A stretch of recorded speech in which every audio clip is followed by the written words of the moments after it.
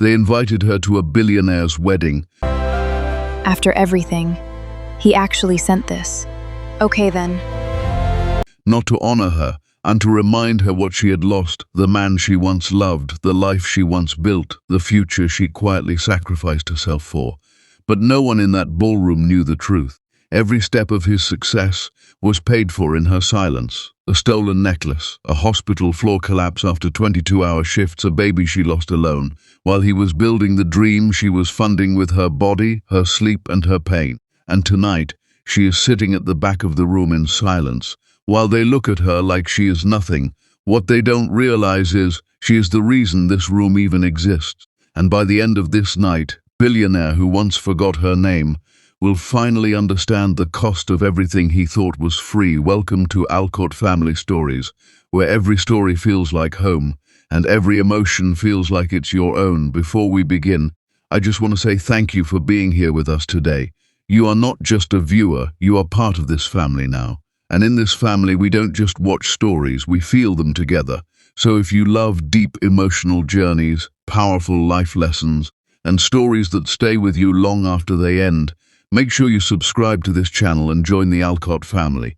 Because this isn't just my channel, it's our family. Now take a deep breath and let's step into today's story. The invitation arrived on a Tuesday, cream-colored envelope, heavy paper, the kind that costs more than most people's grocery bills. Evelyn Hart stood in the doorway of her corner office on the 34th floor of Novosphere Global's Seattle headquarters, holding it between two fingers like it was something she'd found on the bottom of her shoe. Her assistant Maya, 26, sharp as a tack, fiercely loyal, watched from across the room with her arms folded. "You're not actually going," Maya said. It wasn't a question. Evelyn turned the envelope over once, twice. "He hand-addressed it," she said quietly. "He actually wrote my name himself." "That makes it worse," Maya replied. Evelyn set it down on her desk, walked to the floor-to-ceiling window. 40 stories below, Seattle moved the way it always did. Gray sky, wet streets, people rushing with their heads down against the wind. She had loved this city once. Back when loving it meant something different. Back when she was someone different. Back when she was just a tired nurse counting hours until morning. She pressed one finger gently against the glass. "Book me a flight to Aspen," she said. Maya opened her mouth. Maya closed it, pulled out her phone. 8 years earlier. January 2, 47 a.m. The hospital corridor smelled like antiseptic and cold coffee. Evelyn moved through it the way she always did at this hour, quietly, efficiently, her sneakers barely making a sound on the linoleum floor. She had been on shift since 6 the previous evening. 8 hours had turned into 12. 12 had turned into this. Nearly 3 in the morning, and her feet felt like they were wrapped in concrete. She stopped outside room 114, checked the chart, adjusted the IV line for the elderly man sleeping inside, pulled his blanket up an inch. Small things, the kind of things nobody noticed and everybody needed. Out in the corridor again, she leaned against the wall for exactly 4 seconds. 4 seconds was all she allowed herself. Then her phone buzzed. Damien, still awake? The Henderson pitch is tomorrow. I think the slide deck is wrong. Can you look at it when you get home? She stared at the message. Her eyes were burning. Her lower back had been aching since hour 6. She had eaten half a granola bar at 9 p.m. and nothing since. She typed back, of course, leave it open on the laptop, I'll fix it when I get in. She hit send, then she pushed off the wall and kept walking. That was the thing about Evelyn Hart that most people never understood. And the thing that Damien Cross understood least of all, she never announced her sacrifices, she never kept score, she simply loved him. Fully, without conditions or footnotes or the quiet expectation of repayment. She loved him the way some people love a thing they built with their own hands, with pride and tenderness and the specific kind of fear that comes from knowing exactly how fragile it is. Damien Cross at 24 was brilliant and restless, and perpetually convinced that he was one conversation away from changing everything. He had the kind of energy that filled a room, the kind that made investors lean forward and women turn their heads and ordinary men feel slightly inadequate just standing next to him. He also had $0, $30,000 in student debt, and a startup that was hemorrhaging money faster than either of them could pretend not to notice. Evelyn had known all of this when she married him. She had said yes anyway, not because she was naive, not because she didn't see the risk, but because she had looked at this man, this broke, beautiful, terrifyingly ambitious man, and seen something in him that he couldn't yet see in himself, something worth betting on, so she bet everything. Their apartment in those days was a second-floor walk-up in the Beacon Hill neighborhood, 2 bedrooms, one of which Damien had converted into a makeshift office, every wall covered in printed pitch decks and hand-drawn diagrams and sticky notes in 3 different colors. The kitchen table served as their dining room, their conference room, and occasionally their argument room, depending on the week. Evelyn got home at 3:40 a.m. that January night. The apartment was warm.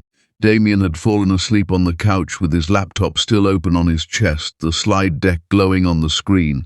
His hair was a mess. One sock was half off his foot. She stood in the doorway looking at him for a long moment. Then she moved his laptop carefully to the coffee table, pulled the blanket from the back of the couch, and covered him without waking him.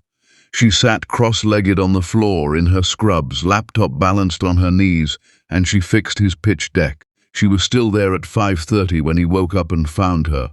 Evelyn. His voice was rough with sleep, confused. "Did you just get home?" "Fixed the Henderson slides," she said, closing the laptop and handing it to him. The revenue projection chart was reading wrong. "I restructured the 3rd section and tightened the closing. It's better now." He took it, opened it, stared at the screen.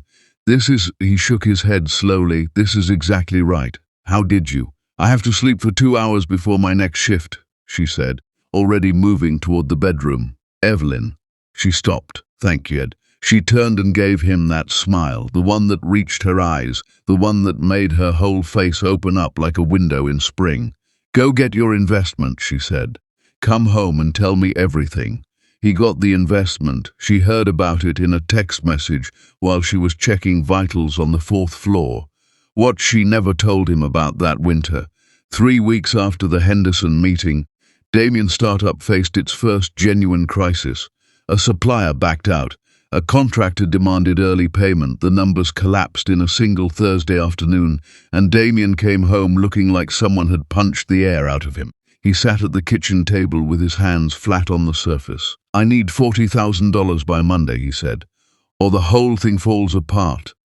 Evelyn made dinner. She listened. She said the right things, calm things, steady things, the kind of words that stop a person from drowning in their own panic. By the time they went to bed, Damien had convinced himself something would work out. He didn't know that something already had. The next morning, while Damien slept, Evelyn sat in the kitchen with a small velvet box in front of her. Her mother had died when Evelyn was 19. Breast cancer, fast and merciless. She had left Evelyn almost nothing because there was almost nothing to leave except this. A diamond necklace that had belonged to Evelyn's grandmother. Old-fashioned setting, modest stone, absolutely irreplaceable. Evelyn had worn it on her wedding day. She sat looking at it for a long time. Then she closed the box, put on her coat, and drove to a jeweler in Capitol Hill who paid her $38,000 for it. She stopped at the bank on the way home, transferred the funds. Then she walked into the apartment, made coffee, and when Damien came into the kitchen looking exhausted and worried, she simply said, "Looks like fate decided to help you today." He stared at her. "The account," she said, nodding toward his laptop. "Check it." He did. His face transformed, shock into disbelief, into something that looked almost like tears, though Damien Cross rarely cried. He looked at her with this wild, grateful, overwhelmed expression and said, "Where did it come from?" She handed him his coffee. "Don't ask questions about gifts," she said. "Just build something worth it."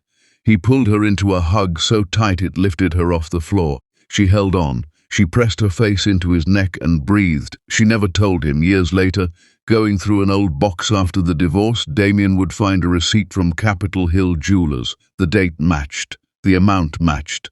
The item description read, "One antique diamond necklace," but that moment hadn't arrived yet.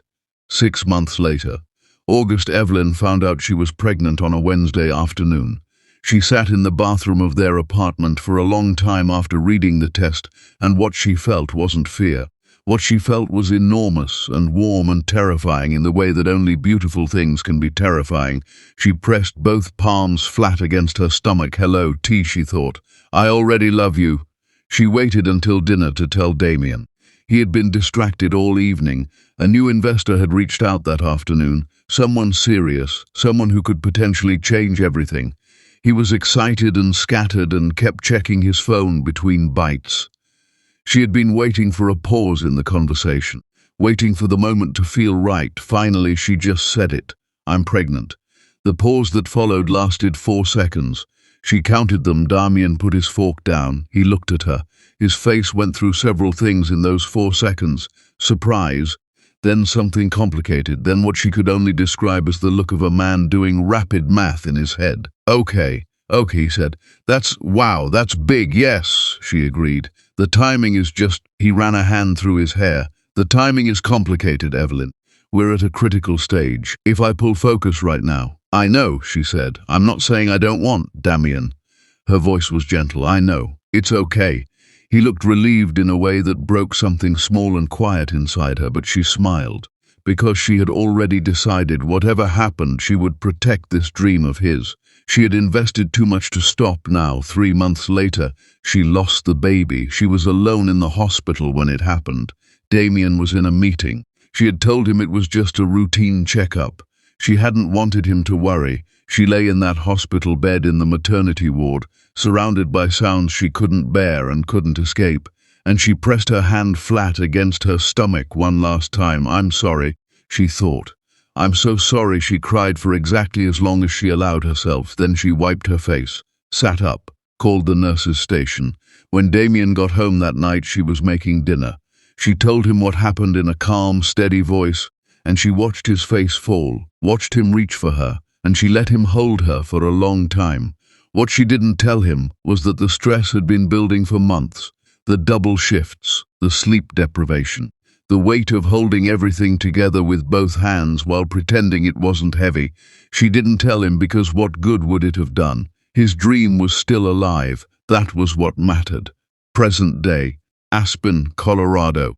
The resort sat against the mountain like something from a movie, all warm stone and golden light and the kind of architectural beauty that makes ordinary people feel like they've accidentally wandered somewhere they don't belong. Evelyn's car pulled up at 11:15 a.m. She stepped out in a deep burgundy dress, her long black hair swept up with effortless precision, her signature red lipstick catching the mountain light gold earrings, a thin bracelet on her left wrist. Nothing excessive, nothing needed to be. A young man from the event staff approached her with a nervous smile. "Miss Hart, welcome. We have you seated in the..." He checked his clipboard. The garden hall. She knew what that meant. "Perfect," she said warmly, like it was exactly where she'd planned to be all along. As she walked through the resort lobby, heads turned. Not because anyone recognized her, not yet, but because Evelyn Hart had developed, over 8 years of building an empire in silence, the specific quality of presence that makes a room feel her before it sees her. She moved through the crowd like still water moves around stone, calm, unhurried, inevitable. In a hallway near the main ballroom, she passed a mirror. She stopped, looked at herself for a long moment.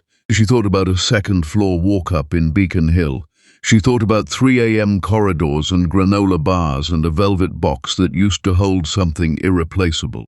She thought about a bathroom floor and a pregnancy test and 4 seconds of silence.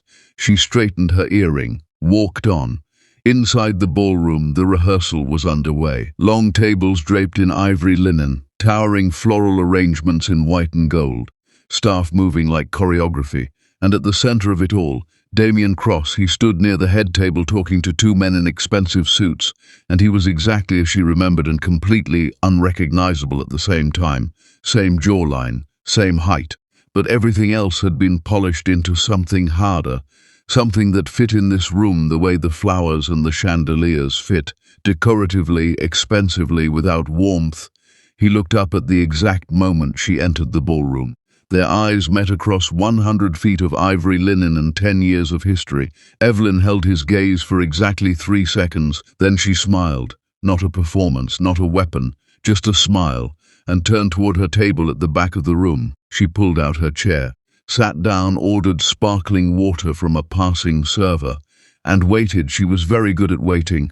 What nobody in that ballroom knew, what Damien didn't know, what Sabrina didn't know, what none of the celebrities or politicians or billionaires sipping champagne in the VIP section knew, was that 2 hours earlier, in a private conference room on the 4th floor of this same resort, 7 board members of the largest technology and healthcare merger in North American history had been waiting for their CEO to arrive. Their CEO, who was currently sitting at the small table near the back of a wedding ballroom, sipping sparkling water, watching the man she once loved prepare to marry someone else. Her phone buzzed. A message from her CFO. William Whitmore just landed. His helicopter is 10 minutes out. He's asking if you're here. She typed back. Tell him I'll see him after the ceremony. She set the phone face down on the table, picked up her water. The wedding march would begin in 40 minutes. She had nowhere else to be. Seattle, February. 5 years into the marriage, the hospital break room had one flickering light that nobody had fixed in 3 months. Evelyn sat beneath it at 1 a.m., still in her scrubs, both hands wrapped around a paper cup of coffee that had gone cold an hour ago. Her shift had started at 6 the previous morning, 19 hours ago. She had 4 more to go before she could even think about going home. She hadn't eaten since noon. She hadn't slept properly in 4 days. On the table in front of her was her phone. On the screen, a flight confirmation. Boston. Departing 6 a.m. round trip. Paid for 3 hours ago using the last of what was in their joint savings account. She had transferred just enough back to cover rent so Damien wouldn't notice the gap until after the meeting. The meeting that could change everything. She picked up the cold coffee, drank it anyway. Damien had needed to be in Boston by Tuesday morning. A venture capital firm, Meridian Group, serious money, serious people, had agreed to a sit-down after months of chasing. It was the kind of meeting that didn't get rescheduled, the kind that didn't forgive no-shows. The problem was simple. They had nothing left. Evelyn had done the math 3 different times the night before, sitting at the kitchen table after Damien fell asleep. The numbers said the same thing every time. There was no money for the flight, there was no money for the hotel, there was barely money for the week. She had sat with that truth for a long time. Then she had picked up her phone and booked the flight anyway, his name on the ticket. Her savings account emptied out behind it. She didn't wake him to tell him. She just left a note on the kitchen counter that said, "Check your email, everything's handled, go get it." Back in the break room, her colleague and closest friend Denise, 41, 20 years of nursing, the kind of woman who could read a room and a person with equal precision, pushed open the door and stopped when she saw Evelyn's face. "You look terrible," Denise said, with the particular directness that only real friends can get away with. "Thank you," Evelyn said. Denise sat across from her, looked at the phone, looked at Evelyn, put it together without being told. "You paid for his trip." Evelyn didn't answer. "Evelyn, that was your emergency fund." "He has an emergency," she said simply. Denise pressed her lips together. She had known Evelyn for 6 years, had watched her work doubles and triples and come back the next day without complaint, had watched her talk about Damien with this particular light in her eyes, the kind of light that made Denise feel proud and worried at the same time. "You can't keep running on empty for someone who doesn't even know you're running," Denise said quietly. Evelyn looked up.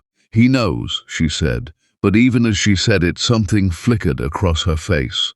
Something she didn't quite manage to hide. Denise saw it. Neither of them said anything more. Hour 22 arrived like a physical weight pressing down on her shoulders. Evelyn moved through her rounds with the mechanical precision of someone who had trained their body to keep going long after it had every right to stop. Vitals, charts, IV checks, patient calls. The 4th floor was quiet that night, the particular heavy quiet of a hospital after midnight, when everything feels suspended between one moment and the next. She was walking back from room 412 when it happened. No warning, no dramatic build-up. Her vision just tilted. 1 second she was moving down the corridor. The next, the floor was coming up to meet her and she couldn't do anything about it. Her shoulder hit the linoleum first, then her cheek. The chart she'd been holding scattered across the floor in a slow, almost gentle flutter of pages. She lay there for a moment. Above her, the fluorescent lights hummed. She thought with strange, calm clarity. Damien's flight boards in 4 hours, then Denise was there. She didn't know how fast she'd been found. Crouching over her, 2 fingers on her wrist, voice sharp and professional even though her eyes were frightened. "I've got you, don't move, I've got you." They kept her for 6 hours. Exhaustion, dehydration, blood pressure that had dropped low enough to scare the attending physician into a very serious conversation about what exactly she had been doing to herself. She sat in the hospital bed. On the other side of it this time, the wrong side, the side she never wanted to be on, and she answered their questions honestly and made the appropriate promises and signed the appropriate forms. Her phone showed one new message: Damien *, the meeting is in an hour. I'm nervous. Wish me luck. She typed back, *, you don't need luck. You're ready. Go. She put the phone down, stared at the ceiling. In 6 hours, Damien Cross would walk out of that meeting with the investment that launched his empire. He would call her, voice shaking with disbelief and joy, and she would answer from this hospital bed and sound completely normal. Sound happy, because she was happy. That part was never performed. She just didn't tell him where she was calling from. She never told him. Present. Aspen. The wedding. The ceremony began at noon. Evelyn watched it from her table at the back of the garden hall, hands folded in her lap, expression composed. The ballroom had transformed in the hours since rehearsal. Soft orchestral music, candles burning in tall glass columns, ivory roses everywhere you looked. Damien stood at the altar in a custom charcoal suit that probably cost more than the apartment they'd shared in Beacon Hill. He looked confident, polished, exactly like the cover of the Forbes issue he'd been on 18 months ago. Evelyn had read that interview. He had talked about his journey, his vision, his resilience. Her name had not appeared once. Sabrina Whitmore came down the aisle in a gown that had its own publicist. Evelyn had genuinely read that detail in a wedding blog that morning and had almost admired the commitment to spectacle. She was stunning in the way that required significant infrastructure. Golden hair, perfect posture, the smile of someone who knew exactly how many cameras were on her. She passed Evelyn's table without looking at it. Then she looked at it. Their eyes met for exactly 1 second. Sabrina's smile sharpened barely, just at the edges before she turned back toward the altar. Evelyn picked up her water glass, took a slow sip. The vows were traditional. Damien's voice was steady and warm in a way that made several women in the front rows press tissues to their eyes.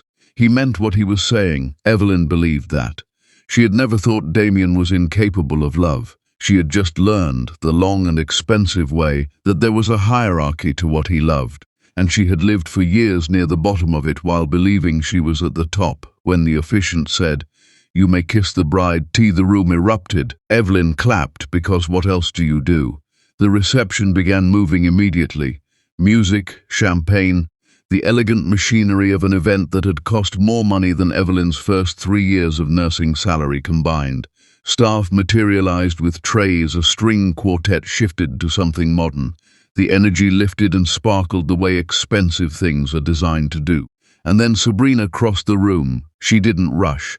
She moved with the deliberate, camera-aware grace of someone who had decided this moment was going to be documented. She stopped at Evelyn's table. Up close, she was younger than she looked in photographs. There was something brittle underneath the gloss. Not weakness exactly, but the particular fragility of a person who has built their identity on surfaces. "I wasn't sure you'd actually come," Sabrina said. Her voice was light, conversational, like they were acquaintances catching up. "I almost didn't," Evelyn replied. Equally light, equally conversational. Sabrina tilted her head. "Can I ask you something honestly?" "You can ask." "Doesn't it hurt?" She gestured, a small, graceful sweep that encompassed Damien. The altar, the flowers, all of it, being here, watching this. Evelyn considered the question seriously, the way she considered most things. "It did once," she said. "For a long time it did." Sabrina's smile gained something, confidence maybe, or satisfaction. "I want you to know," she said, leaning down slightly, and Evelyn noticed the nearby guest with the phone angled just so, noticed it and filed it away, "that Damien is happy now, really happy. Whatever you two were," she paused for effect, "he's past it." The room around them had gone subtly, collectively still. the way rooms do when they sense something worth watching. Evelyn looked up at Sabrina. Expression didn't shift, didn't tighten, didn't perform anything. "I know he is," she said simply. "I'm glad." It was the wrong answer. Sabrina had prepared for tears or anger or dignity cracking under pressure. She hadn't prepared for genuine calm. Something moved behind her eyes. Then she straightened, smiled for the nearby phone and walked away. Evelyn sat back in her chair. Her own phone buzzed on the table. She glanced at the screen. A message from her CFO, Marcus. He just walked in downstairs. "Wants to come up immediately. I told him you said after the ceremony." She typed back, "Tell him 10 minutes. Another buzz. Marcus again. He says to tell you, and I'm quoting here, "I've waited long enough to shake that woman's hand." Evelyn read it twice. Something moved across her face then. Not quite a smile, something older than a smile. She typed, "Tell him 5 minutes." She set the phone down, looked out across the ballroom, at the chandeliers, at the ivory roses, at Damien laughing near the bar with two men who wanted something from him, the way men always wanted something from Damien now. She thought about a hospital corridor floor, about fluorescent lights, about a paper cup of cold coffee and a flight confirmation with someone else's name on it. It cost you everything, key, she thought. And he never even knew the price. She stood up, smoothed her dress, picked up her phone, and walked unhurried and unannounced toward the door, just as, on the other side of the building, a helicopter broke through the mountain clouds and began its descent. The helicopter landed at 2:47 p.m. Nobody paid much attention at first. In Aspen, private helicopters were about as remarkable as yellow cabs in Manhattan. The resort staff barely glanced up. A few guests near the terrace windows watched it touch down on the mountain pad with mild curiosity, then turned back to their champagne. But Marcus Chen, Evelyn's CFO 44, steady as bedrock, was already downstairs waiting. He watched the doors open, watched the security team emerge first, 4 of them, moving with the quiet efficiency of people who did this every day. Then a personal aide, then 2 board members. Evelyn had flown in from London, and then William Whitmore stepped out. He was 63 but carried it like a man who had decided age was simply information. Silver hair perfectly kept, a charcoal suit that was expensive without announcing itself. Green eyes that moved across a room the way experienced eyes do, not looking for anything specific but missing absolutely nothing. He shook Marcus's hand. "She's inside?" he asked. "Yes, sir," she said. 5 minutes. William smiled. It was a warm smile, genuine, the kind that reached his eyes without effort. "She's been saying 5 minutes to me for 2 years, he said. "That woman runs on her own clock." Marcus smiled carefully. "She does, sir." William looked up at the resort. Something moved across his face, not quite discomfort, but awareness. He knew what this place was today. He knew whose wedding was happening inside. Evelyn had told him, matter-of-factly, the way she told him most things, without drama, without visible pain, just the clean facts laid out like a report. He had asked her once, privately, why she was going. She had thought about it for a moment, then said, "Because I was there at the beginning, I should be there at the end." He hadn't pushed further. That was the thing about Evelyn Hart. You didn't push, you waited. And eventually she showed you exactly who she was, and it was always more than you expected. Inside the ballroom, Damien's best man was midway through a speech that was heavy on golf anecdotes and light on substance. The crowd laughed in the right places. Champagne flutes caught candlelight. Sabrina sat at the head table looking luminous and slightly bored in the specific way of beautiful people at their own celebrations. Evelyn had returned to her table.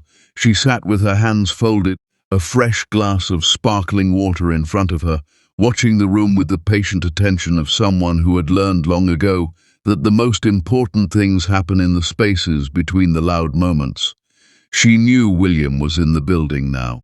She also knew, because Marcus had texted her 30 seconds ago, that 3 of the executives currently enjoying Damien's open bar were, without realizing it, division heads of companies that reported directly to her. She had recognized 2 of them the moment she walked in, had nodded politely, had watched them look through her the way people look through someone they've decided doesn't belong. She had found it almost peaceful, almost, 7 years earlier. Seattle. The thing about rebuilding yourself after a miscarriage, after years of depletion, after a grief you carried alone, is that nobody hands you a map. Nobody tells you which morning you'll wake up and feel something other than hollow. You just keep going, you keep showing up, and somewhere in the relentless forward motion of getting through each day, you accidentally build something. For Evelyn, the something started small. A night class. Healthcare administration. She took it because Denise had pushed her. You're the smartest person on this floor and you're checking vitals at 3 a.m. That's not a plan, that's a waste. And because sitting still in the apartment had started to feel like suffocating, the class led to a certificate. The certificate led to a consulting project for a small medical tech startup that needed someone who understood both clinical operations and business structure. She had both. She hadn't known how rare that combination was until the startup's founder looked at her across a conference table and said, with genuine bewilderment, "Where have you been?" She had almost laughed. She had been right there, the whole time. Right there. The consulting project became a partnership. The partnership became equity. The equity became the seed of something she hadn't planned and couldn't have predicted. A company that sat at the intersection of technology and healthcare in a way that the industry hadn't quite seen before. She named it Novosphere, because Nova meant new star, and sphere meant world. And she had needed desperately to believe that a new world was possible. She built it the same way she had done everything in her life, without announcement, without drama, with complete and focused dedication. She worked 18-hour days, not because she was punishing herself, but because the work had become the thing that made her feel most like herself. Capable, purposeful, awake. She hired people smarter than her in the areas where she was weakest and learned from them without ego. She made decisions quickly and owned the bad ones without deflection. She treated everyone in the building, the engineers, the janitors, the board members, the interns, with the same basic human respect, because she had spent years as the person others looked through, and she had made herself a promise about that. 5 years after the divorce, Novosphere Global operated in 11 countries. Its valuation had cleared Damien's company by a margin that made financial journalists reach for superlatives. And almost nobody knew Evelyn Hart's name. She had chosen that deliberately. No press, no profiles, no social media presence. She had watched what visibility had done to Damien, the way it had hollowed something out in him, replaced substance with performance, and she had decided that her power would live in the work itself. Let the numbers speak, she told Marcus, whenever he pushed for publicity. The numbers were speaking very loudly. Present. The ballroom, the best man finished his speech. The room applauded. Damien stood, smoothed his jacket, and took the microphone with the easy confidence of a man accustomed to rooms paying attention to him. He was good at this. Evelyn had always known that. He had the voice for it. Warm, measured, with a natural rhythm that made people lean in. He thanked the venue, he thanked the staff, he thanked investors, business partners, old friends, new friends. He said Sabrina's name with genuine tenderness, and something in the room lifted in response. Then he paused. In that pause, Evelyn looked at her water glass. She knew what wasn't coming next. She had known before she arrived. "And to everyone who helped build what I've become," Damien said, his voice settling into something sincere, "I am grateful every single day." He raised his glass, the room raised theirs, Evelyn raised hers. She drank. 3 tables away, a man named Gerald Foss, 60, venture capital, one of Damien's earliest investors, leaned toward the woman beside him and said quietly, "Who is that at the back table?" "The woman in burgundy." His companion shrugged. "Ex-wife, I think." Gerald frowned. Something was nagging at him. He had seen that face before. He was certain of it. A conference, maybe, or his phone buzzed. He looked down, an alert from the financial news app he kept running during social events. Old habit. The headline read, "Novosphere Global confirms Q3 acquisition of MedAxis International. CEO E. Hart calls it the obvious next step." Gerald looked at the headline, looked at the photo beside it, looked at the woman in burgundy at the back table. His glass stopped halfway to his mouth. He wasn't the only one. Across the room, near the bar, one of the London board members Marcus had brought in. A woman named Claire Sutton, sharp, 52, not easily impressed, had been watching Evelyn since she came back inside. Something about the way she moved, the way she sat, the specific quality of stillness. Claire pulled up Novosphere's executive page on her phone, found the CEO profile, read the name, looked up. Her expression didn't change. She was too professional for that. But she set her drink down very carefully and began moving toward the door. At 3:18 p.m., William Whitmore entered the ballroom. He came in through the side entrance, Marcus one step behind him, two security personnel flanking them at a discreet distance. He paused just inside the door, let his eyes move across the room with that calm, comprehensive attention. He found Evelyn in approximately 4 seconds. She was already looking at him. He began walking. He walked past the head table, past Damien's business partners and celebrity guests and the floral arrangements that cost more than most people's cars. He walked without hurrying and without hesitation, his path through the room as clear and deliberate as a line drawn on a map. The room began to notice. Because William Whitmore was, even if you didn't know his name, the kind of man you noticed. And when a man who looks like that walks through a room with that kind of purpose, people follow with their eyes. He stopped in front of Evelyn's table. She looked up at him. Something warm passed between them, the particular ease of two people who have built genuine respect over time. "Miss Evelyn Hart," he said. His voice was unhurried and clear and carried just far enough in the now quiet space around them. "What an honor to finally meet you in person." And Evelyn, who had held herself together through the ceremony and through Sabrina's cruelty, and through having her name erased from a speech by a man she had once loved without limit, felt something loosen very slightly in her chest. "Mr. Whitmore," she said. "I thought we agreed you'd stop calling me that." He smiled. "I'll stop when it stops being true." He pulled out the chair across from her, sat down, completely unbothered by the 150 pairs of eyes now watching them. Damien had gone still at the head table. He was watching his new father-in-law, the man whose name opened doors in 3 continents, the man whose business blessing had been the final social credential Damien had wanted for this marriage, sitting at the back table, with Evelyn. Sabrina appeared at his elbow. Her voice was low and controlled, but her jaw was tight. "Why is my father sitting with her?" "I don't know," Damien said. "Go find out." He didn't move immediately. He was watching William's face, watching the way he leaned slightly forward when Evelyn spoke, the way his expression held that specific quality, attention, deference, respect, that Damien had spent years learning how to earn from men like William Whitmore. It was the way you looked at someone whose opinion mattered to you. Why would William Whitmore look at Evelyn like that?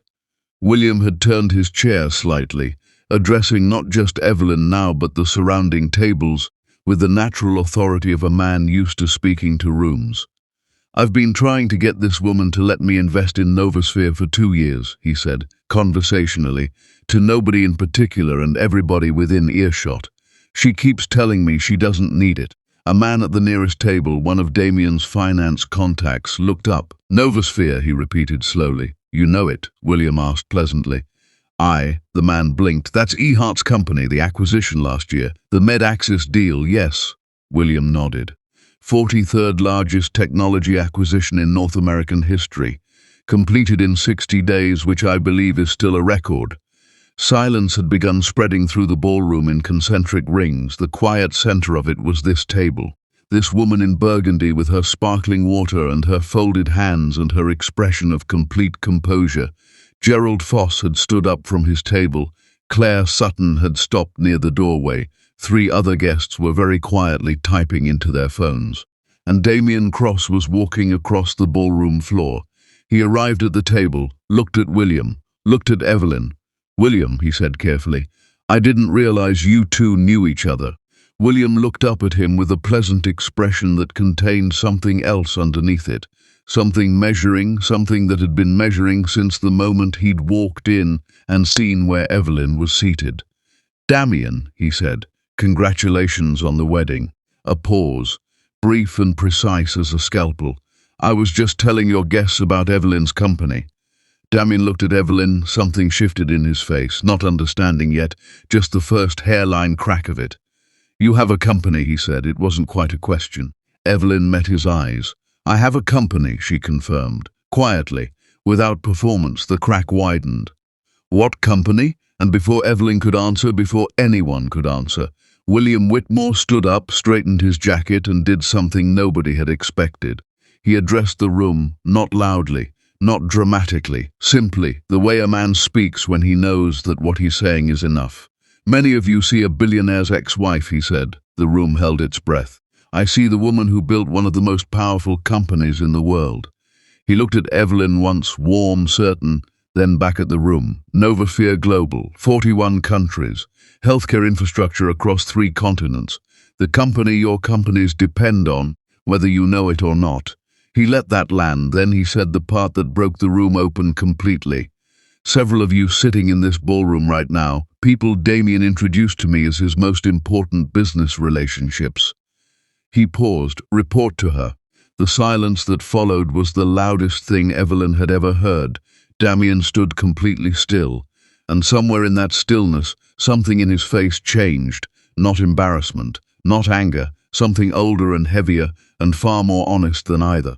The ballroom had stopped being a wedding. Nobody announced it. Nobody made a decision. It simply happened. The way the atmosphere of a room changes when something real enters it and the performance becomes impossible to maintain. The string quartet had gone quiet.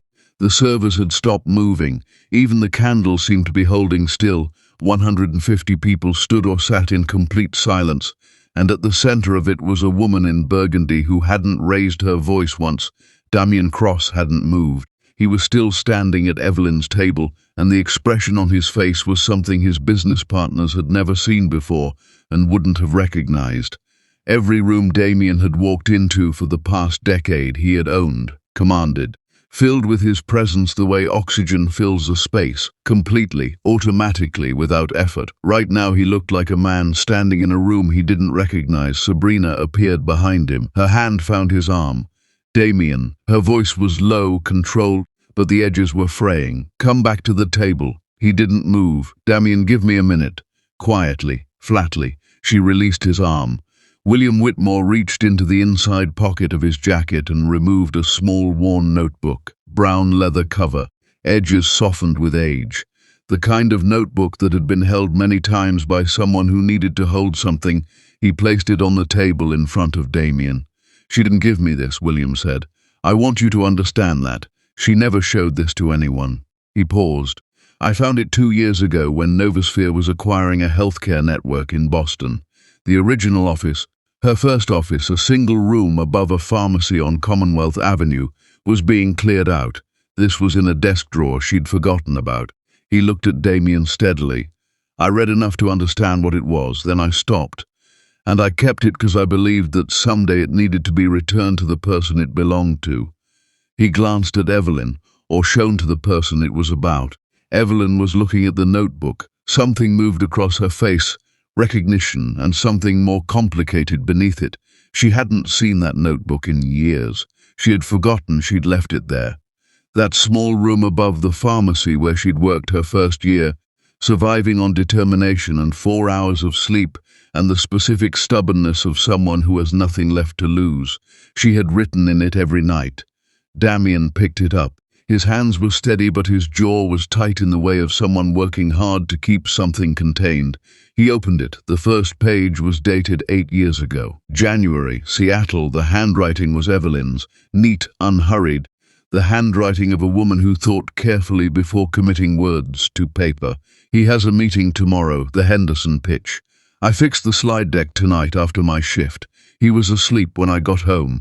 He looked so young when he was sleeping, like the version of him before all the pressure got in. I covered him up. I didn't wake him.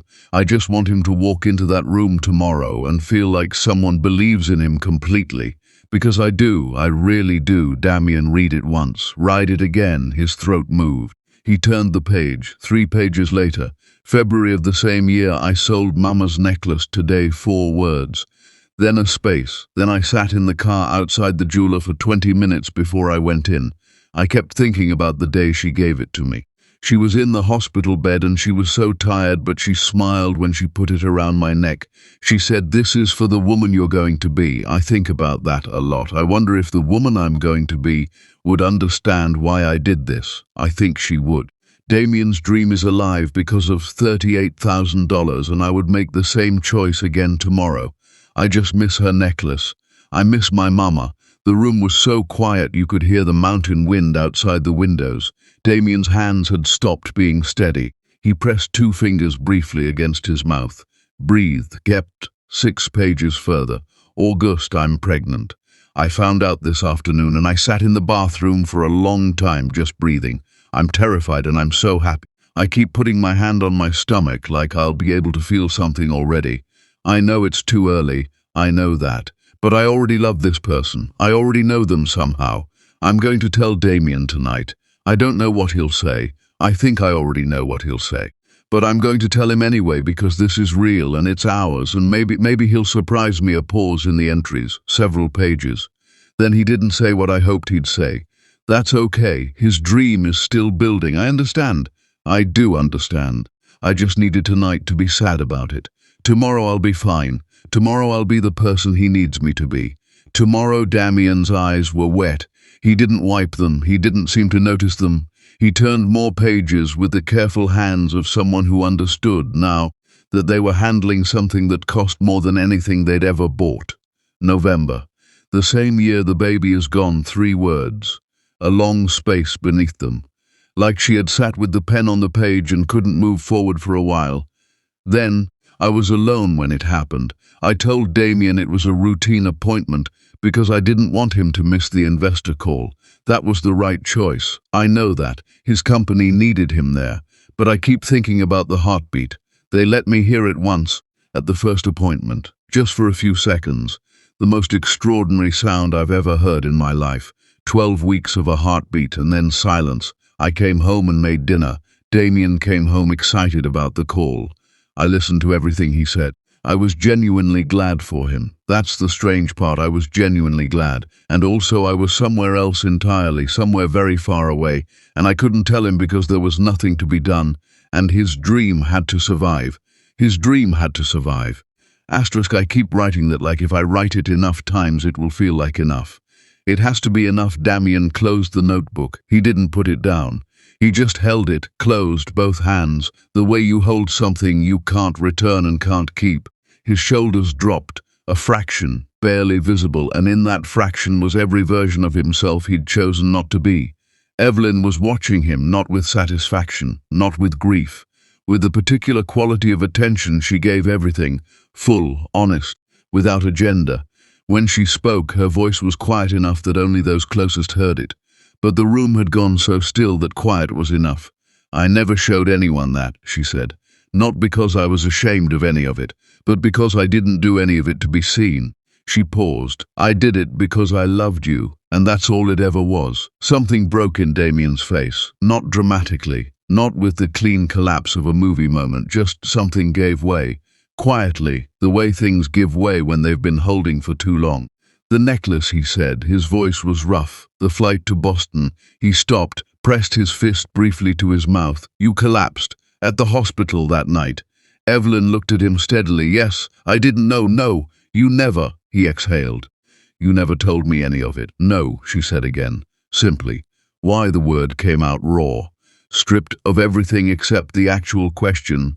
Underneath it, Evelyn was quiet for a moment. Because you were building something that mattered, she said, and I believed in it. And telling you would have made it about me, and I didn't want it to be about me. She paused. I wanted it to be about your dream. Because your dream was real, Damien. It was always real. I just wanted to protect it long enough for you to reach it. The silence that followed was the kind that sits in your chest. Gerald Foss, 3 tables away, was not bothering to pretend he wasn't listening. Neither was anyone else. Sabrina stood at the head table.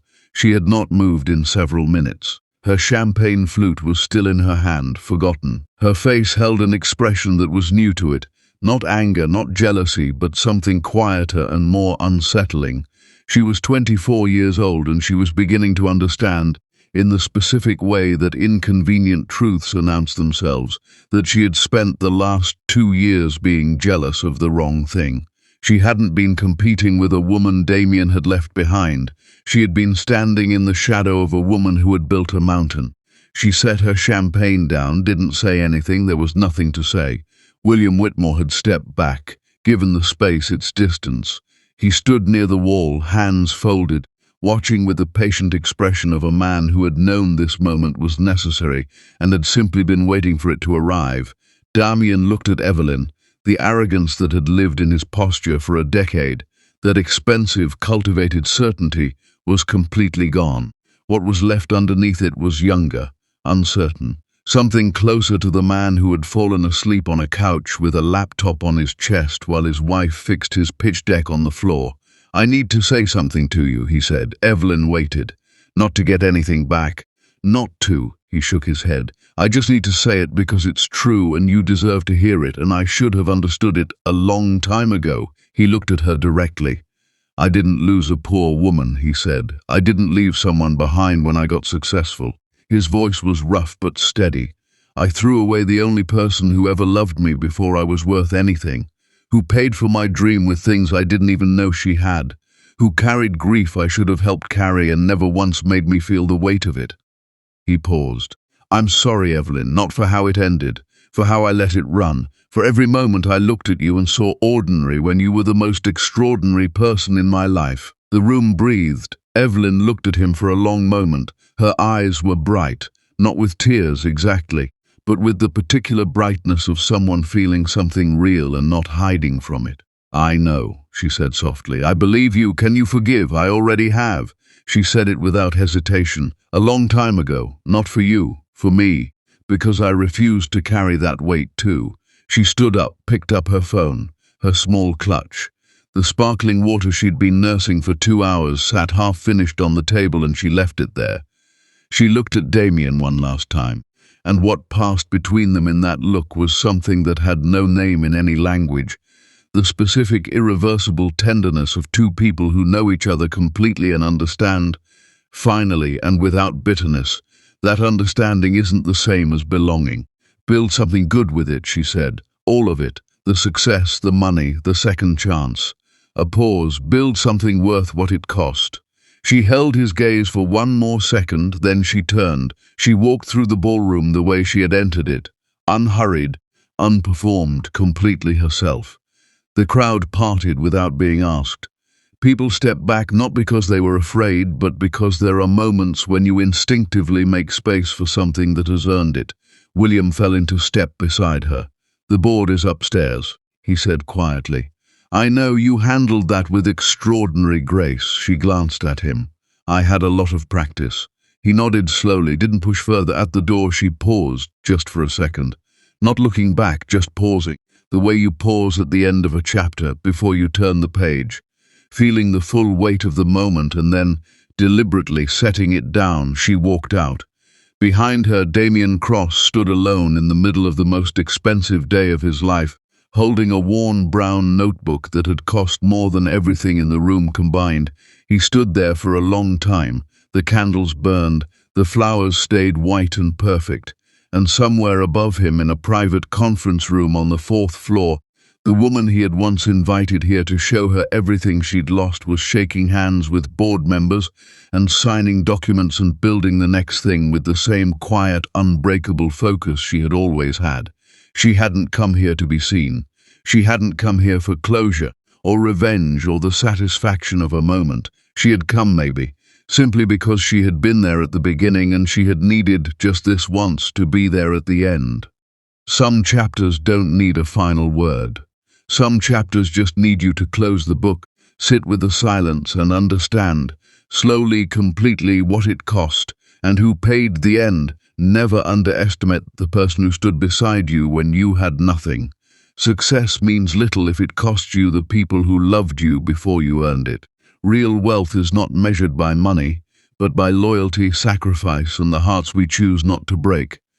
Before the Crown, the story of Evelyn Hart. Thank you for trusting me with this story.